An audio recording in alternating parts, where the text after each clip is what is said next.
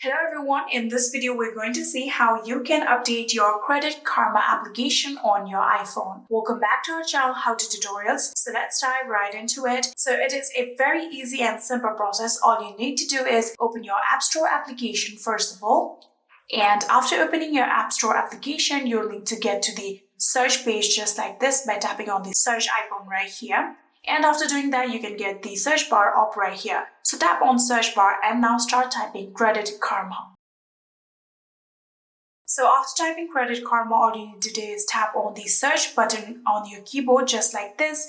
And then you can see this is the Credit Karma application. So you can tap on this application and here you can see currently I have this open button. So if there is any kind of update requirement, you will get the update button in here. So all you need to do is tap on update and update your Credit Karma application just like this. Here you can see I don't have the update button because my application do not need any kind of update right now. So yeah, that is it. All you need to do is tap on update and your Credit Karma will be updated.